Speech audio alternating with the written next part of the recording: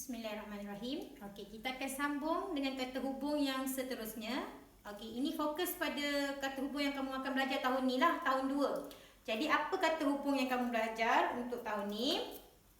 Penambahan contoh kata hubung yang pertama, kamu belajar lalu. Okey, nampak? Lalu.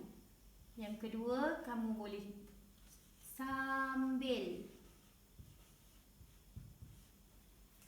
Yang ketiga, kita ada kerana. Dan yang keempat, kita ada agar. Okey. Nampak? Kamu ada 4 kata hubung yang baru untuk kita belajar hari ini. Okey, boleh ingat? Lalu, sambil, kerana, agar. Okey, jadi kamu kena tahu masa bila nak guna lalu, macam mana nak guna sambil, untuk lepas tu kerana dan agar. Masa bila kita nak guna, macam mana kita nak guna. Okey, jadi hari ni cikgu akan terang satu persatu kegunaan lalu ni masa bila. Okey, tengok. Lalu ni dia berlaku secara berturut-turut. Okey, boleh faham? Lalu ni kita nak guna dia berlaku secara berturut-turut. Contohnya macam mana? Mula-mula kejadian yang pertama, selepas tu terus kejadian yang kedua.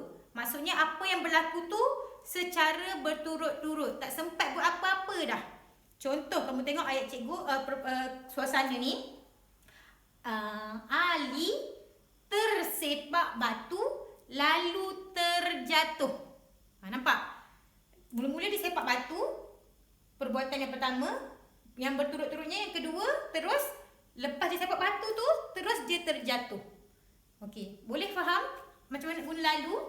Okey. Ali tersepak batu lalu terjatuh. Okey. Ini contoh ayat lalu. Iaitu dia guna secara berturut-turut. Okey, boleh faham? Boleh nampak? Okey, kita pergi kepada kata hubung yang seterusnya. Sambil. Macam mana contoh sambil? Sambil ni kita buat bersama-sama. Contoh tadi satu perkara, selepas tu kita buat, lepas tu jadi berturut-turut ke perkara kedua, betul? Okey, sekarang sambil ni apa yang awak tengah buat dalam satu masa tapi ada 2 perkara yang awak buat. Contoh, kita tengok. Aminah makan sambil menonton televisyen. Nampak? Dia tengah buat satu benda, dia tengah buat dalam satu masa ada 2 benda. Makan dan mata dia tengok televisyen. Jadi ada 2 perkara dia buat dalam satu masa. Dia buat bersama-sama. Okey, boleh faham? Itu kegunaan sambil. Okey, macam mana contoh ayat kita tadi? Aminah makan sambil, kat sini menonton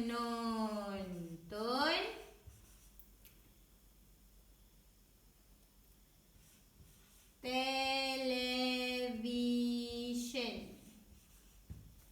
Okey, boleh nampak? Perbuatan yang pertama dia makan. Perbuatan yang kedua menonton televisyen. Sebab tu kita guna sambil. Boleh nampak? Macam lalu ni kita ada satu perbuatan tersepak, kemudian yang keduanya berturut-turut adalah terjatuh. Bukannya sama waktu tu, yang berbeza. Lepas tu kemudian terus jatuh. Lalu jatuh. Untuk yang ni sama. Makan sambil tonton televisyen. Okey, kita tengok contoh contoh yang ketiga. Kerana. Kita nak guna kerana ni masa bila? Okey, kerana ni untuk menyatakan sebab. Menyatakan sebab. Okey, contoh yang kita boleh buat. Okey, tengok. Ali tidak hadir ke sekolah kerana tidak sihat. Kerana tidak sihat. Tidak sihat tu tidak sihat tu sebab Ali tak datang sekolah. Ali tidak datang ke sekolah kerana tidak sihat, ataupun Ali tidak datang ke sekolah kerana demam. Okey, kita bagi tahu sebab kenapa Ali tak datang ke sekolah. Ali tidak datang ke sekolah kerana demam. Okey, nampak? Demam ni adalah sebab Ali tidak datang ke sekolah. Boleh nampak? Boleh faham? Okey, jadi di sini kita guna kerana. Dan yang terakhir, kita contohnya agar. Okey. Agar kita nak guna masa bila? Macam mana kita nak guna agar ni? Agar-agar, bukan agar-agar makanan. Okey, agar ni untuk menyatakan tujuan. Tujuan. Okey. Kenapa kamu hadir ke sekolah? Agar jadi pelajar yang soleh pintar. Contoh. Betul tak? Okey, contoh lain cikgu buat. Kenapa kita kena jaga kebersihan gigi kita? Kita menjaga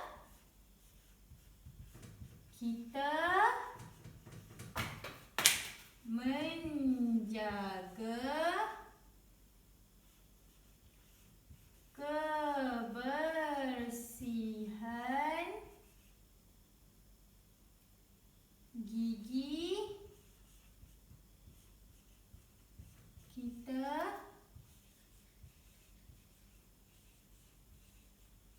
dengan baik agar apa? Agar tidak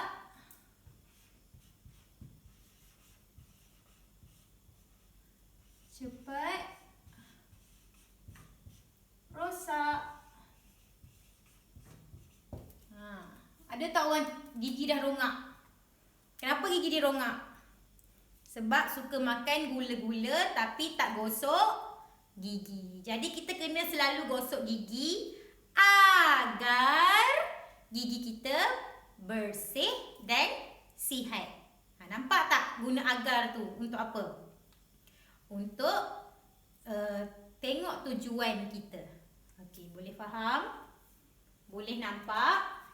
Okey, jadi kita menjaga kebersihan gigi kita agar gigi kita tidak cepat rosak. Ini tujuan kita jaga gigi, kebersihan gigi. Okey, boleh? Okey, kita ulang semula contoh-contoh kata hubung yang pernah kita belajar daripada tahun 1 sampai tahun 2. Yang pertama, dan. Kedua, atau. Ketiga, tetapi.